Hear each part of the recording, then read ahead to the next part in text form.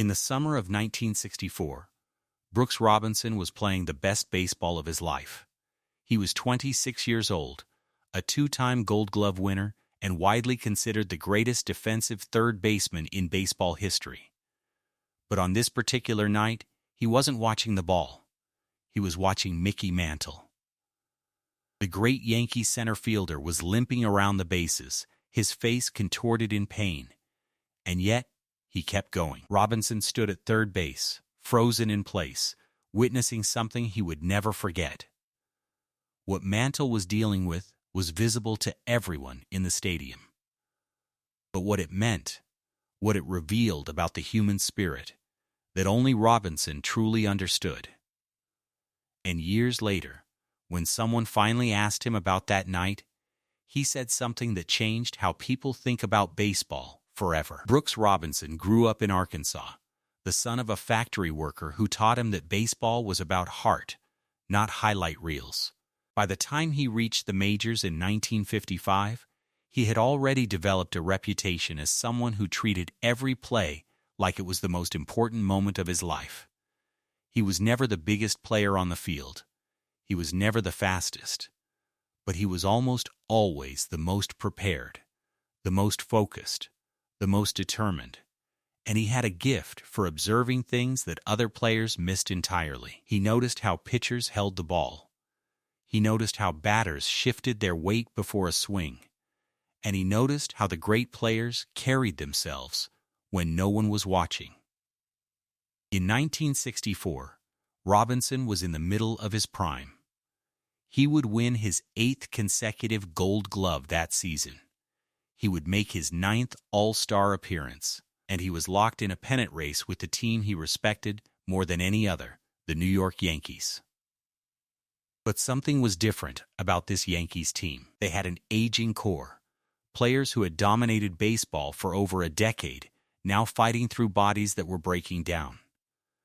Mickey Mantle was 32 years old in 1964, and his body had been betraying him for years. The knee injuries from his early career had never fully healed. The constant pain had become a part of his daily life, but he still played, and he still hit, and he still dominated in moments when most players would have quit. Robinson knew all of this because he paid attention. He studied the game the way a detective studies evidence, and on the night of that game in 1964, he was about to see something that would stay with him for the rest of his life.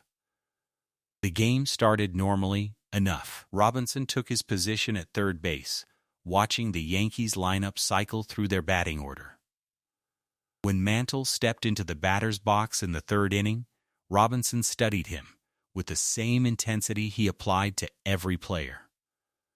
What he saw was remarkable. Mantle's stance was different.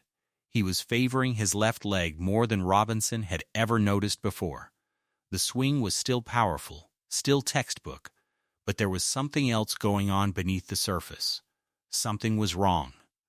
But then, something unexpected happened. Mantle hit a double off the top of the wall in left center field, a shot that would have been an easy single for most players, but Mantle turned it into extra bases through sheer force of will. As he rounded first base and headed towards second, Robinson watched in disbelief as Mantle's leg buckled.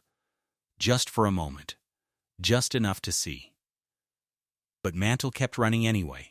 He made it to second base with a grimace on his face that he tried to hide from the crowd. What no one expected was what happened next. In the bottom of the fourth inning, with Mantle on second base and 2 outs, the Yankees batter hit a ground ball toward third base. Robinson charged forward, barehanded the ball, and threw Mantle out at home by 15 feet. But as Mantle slid into home, something terrible happened. His left leg caught on the edge of the plate, and Robinson heard something that froze his blood. It was a sound like a rope snapping. Mantle had screamed, just for a second, before clenching his jaw and forcing himself to stay silent. The stadium went quiet. Players on both teams stared. Trainers rushed onto the field. But Mantle waved them off. He pushed himself up from the dirt, and he limped back to the dugout like nothing had happened. Robinson couldn't stop watching. From his position at third base, he kept his eyes on the Yankees' dugout, waiting to see if Mantle would emerge for his next at-bat.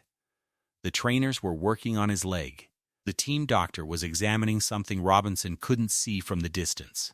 5 minutes passed. 10 minutes. The inning was about to end, and most people assumed Mantle was done for the night. Then, impossibly, Mickey Mantle walked back onto the field. He took his position in center field like nothing had happened. But Robinson could see the truth. Mantle was running on pure willpower. Every step was visibly costing him something. His gait was different, his movements were stiff, and yet he stood out there like a soldier refusing to retreat from battle. In the bottom of the 6th inning, Robinson came to the plate. He was a contact hitter, a player who worked the ball the opposite way, who used his hands and his eyes more than his power. But this time, as he stepped into the batter's box, he looked towards center field. He looked at Mickey Mantle standing out there with that broken body, holding his position like a statue. And Robinson thought, if that man can stand out there with that much pain, the least I can do is give him something to watch. He swung at the first pitch and hit a line drive single to right field. It wasn't much, but it felt like more. Years later, when Robinson finally told this story publicly, he said the moment he remembers most isn't the game itself. It's the silence that followed. He said, when Mantle slid into home and that sound happened, the whole stadium just froze. Nobody knew what to do. Nobody knew what to say. And then he got up, and he kept playing. And I realized something that night that changed everything for me. What Robinson realized was this: real courage isn't the absence of fear. It's the presence of something stronger than fear.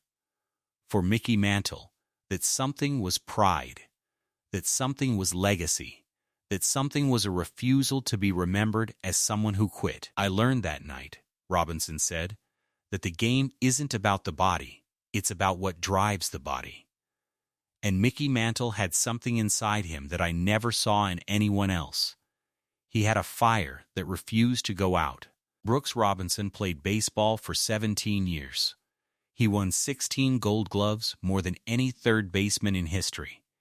He was inducted into the Hall of Fame in 1983, and every speech about his career mentions his defensive excellence, his consistency, his professionalism. But when people ask Robinson what defined his career, he doesn't talk about those things. He talks about that night in 1964. He talks about watching Mickey Mantle refuse to quit. He says that single moment taught him more about baseball than any coaching session, any training program, any book he ever read.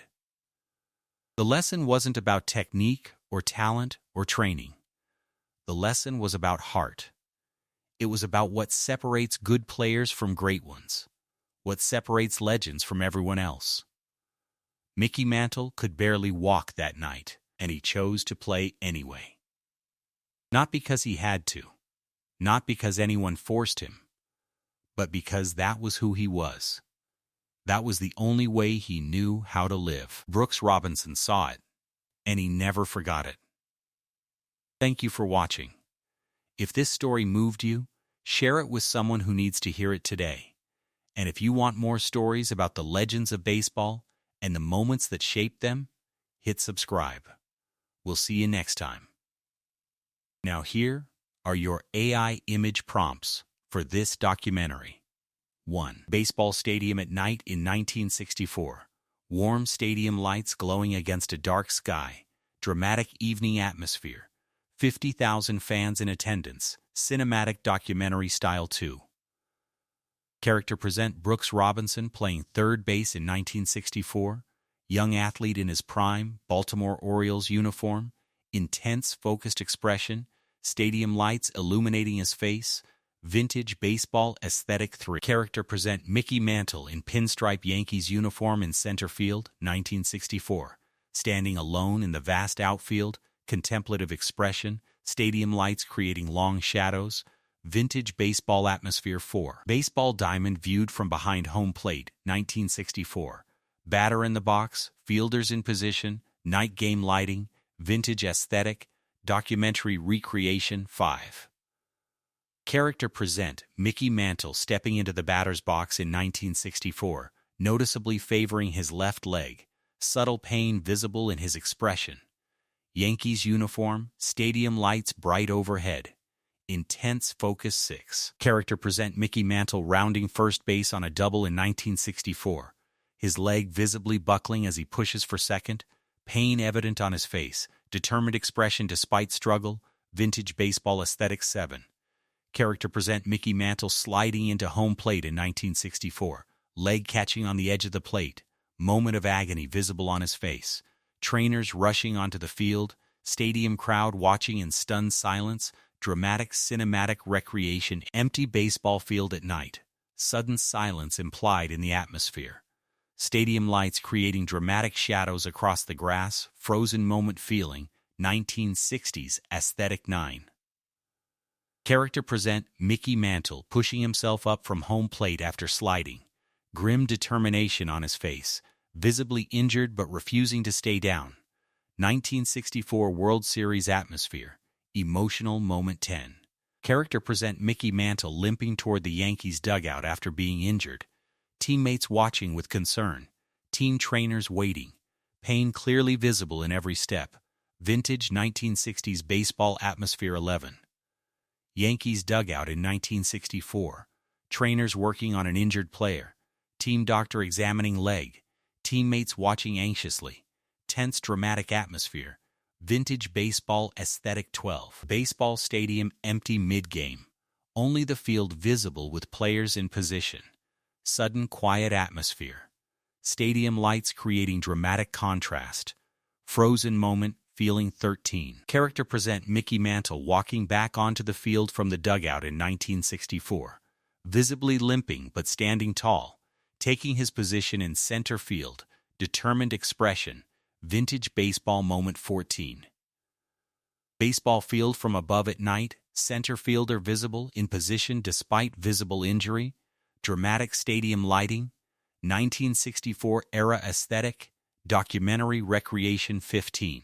Character present, Brooks Robinson stepping into the batter's box in 1964, looking toward center field where Mickey Mantle stands despite injury, something shifting in his expression, meaningful moment captured, vintage baseball aesthetic 16. Character present, Brooks Robinson hitting a line drive to right field, contact moment captured, vintage 1964 baseball, determined athletic stance, documentary recreation style 17. Baseball stadium empty after a night game, lights still on, quiet reflective atmosphere, 1960s aesthetic, memorial tribute style 18. Vintage baseball Hall of Fame plaque room, Brooks Robinson and Mickey Mantle plaques side by side, warm lighting, nostalgic baseball atmosphere, documentary tribute style.